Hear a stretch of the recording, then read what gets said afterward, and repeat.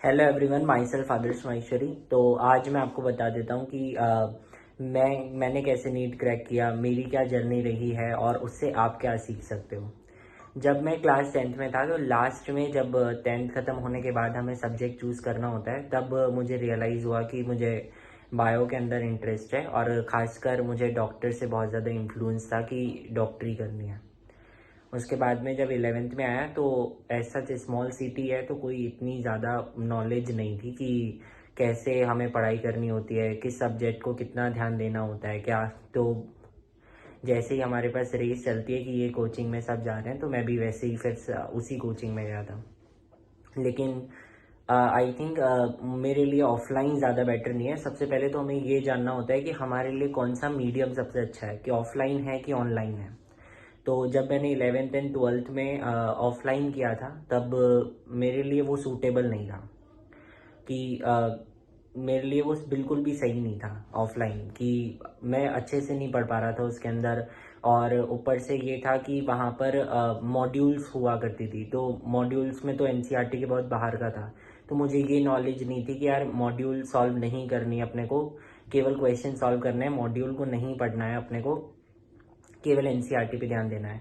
तो मैंने तो पूरी की पूरी मतलब मॉड्यूल पढ़ता रहा और उसके चक्कर में बायो तो अच्छी हो गई, लेकिन केमिस्ट्री और फिजिक्स में बिल्कुल भी अच्छा नहीं था परफॉर्मेंस, क्योंकि मॉड्यूल में पूरा बायो में रीड करते करते टाइम निकल जाता था, तो केमिस्ट्री फिजिक्स में समझ ही नहीं आ रहा था।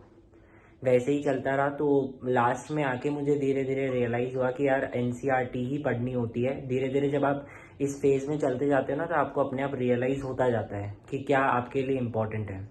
तो मुझे भी फिर लास्ट में जाकर के ही रियलाइज़ हुआ कि नहीं यार, बायो को केवल और केवल एनसीईआरटी ही एनफ है बायो के लिए।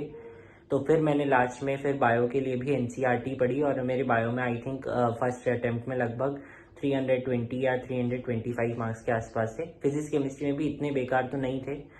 अप्रॉक्स मेरे फर्स्ट अटेम्प्ट के अंदर 522 मार्क्स थे। तो उससे तो मैं बहुत ज़्यादा डिसअपॉइंटेड था कि हालांकि ये ठीक थे पहले अटेम्प्ट के हिसाब से, लेकिन मैं ये नहीं कह सकता कि बहुत ज़्यादा अच्छे थे। पर मुझे धक्का बहुत लगा था उसमें कि पहले अटेम्प्ट में इतने कम आए, और वो भी मेरी उन गलतियों की वजह से कि मैंने एनसीईआरटी को इग्नोर मार दिया था बायो में। बट जैसे ही फिर मेरा सेकंड अटेम्प्ट था तो उसमें मैंने एनसीईआरटी पूरी अच्छे तरह से कर ली थी, कि मुझे केवल और केवल बाहर का एक दो क्वेश्चन आएगा चलेगा, मुझे कि मुझे नहीं आए तो भी चलेगा, लेकिन मुझे मेन फोकस रखना है मेरी पूरी एनसीईआरटी पर। तो फिर मेरे सेकंड अटेम्प्ट में 360 आउट ऑफ 360 मैंने स्कोर किया था बायो के अंदर। और रही बात केमिस्ट्री की, तो केमिस्ट्री में मैंने 176 मार्क्स स्कोर किए थे। और फिजिक्स में हल्का सा डाउन था, इतना भी नहीं था, लेकिन हाँ मेरा सिलेक्शन हो गया था। बहुत ऐसे भी नहीं थे, फिजिक्स में मार्क्स अच्छे ही थे मेरे मार्क्स।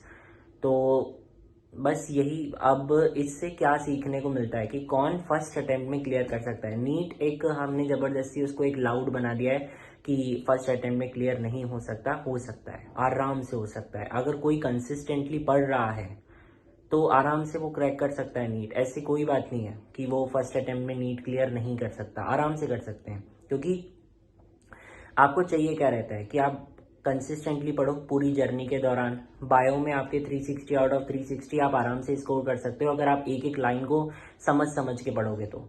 ऐसे नहीं कि केवल रटना है, अगर आप बायो को समझ समझ के पढ़ोगे तो आराम से कर सकते हो। केमिस्ट्री में ऑर्गेनिक में सारी रिएक्शंस आपको याद होनी चाहिए, बार बार आप उनको रिवाइज करो। फिजिकल के अंदर आपको बहुत ज़्यादा क्वेश्चन प्रैक्टिस करनी है। एज सच फिजिक्स के बराबर ही होती है फिजिकल, उसमें भी सेम पैटर्न ही हमें अप्लाई करना होता है कि कैसे हम दोनों के अंदर आराम से अगर हम न्यूमेरिकल सॉल्व कर रहे हैं, कंसेप्ट पे बहुत अच्छे से ध्यान दे रहे हैं, तो हमारा आराम से हो जाएगा। तो इतनी भी कोई प्रॉब्लम नहीं आती। लेकिन ज़बरदस्ती हमने उसको बना दिया है कि नहीं हो सकता, फर्स्ट अटेम्प्ट में ड्रॉप ही लेना पड़ता है। ऐसा नहीं है, बहुत सारे बच्चों ने फर्स्ट अटेम्प्ट में क्लियर किया है। तो इससे बस यही बताना चाह रहा हूँ कि अगर किसी को फर्स्ट अटेम्प्ट में क्लियर करना है तो भाई सबसे पहली बात तो अगर वो 9 से 10 घंटे रेगुलरली भी दे रहा है, आराम से होगा। मॉक टेस्ट लगाते रहो। मॉक टेस्ट की एक बहुत ज़्यादा अपनी एक इम्पोर्टेंस है, उस पर मैं एक अलग वीडियो बनाऊंगा। मॉक टेस्ट की अपनी एक बहुत ज़्यादा इंपॉर्टेंस होती है, क्योंकि मॉक टेस्ट हम जब एनालाइज करते हैं तब हमें पता पड़ता है कि ये गलती हमने यहाँ पर की है। तो ये मेरी जर्नी से तुम्हें सीखने को मिल सकता है कि क्या क्या मुझे एनसीईआरटी पर फोकस करना है। पहली बात तो ये कंसिस्टेंट रहता है, मैं कंसिस्टेंट बिल्कुल नहीं था अपनी फर्स्ट अटैम्प्ट के दौरान, तो ये मेरी गलती थी। लेकिन सेकंड अटैम्प्ट में मैं पूरी तरह से कंसिस्टेंट था। रोज़ाना 9 to 10 आवर्स पढ़ना मेरा डेली रूटीन आराम से शेड्यूल कर लिया था मैंने बहुत अच्छे से। तो मिलते हैं अपनी नेक्स्ट वीडियो में। इसी के साथ थैंक यू वेरी मच। तो लाइक शेयर एंड सब्सक्राइब कर देना वीडियो।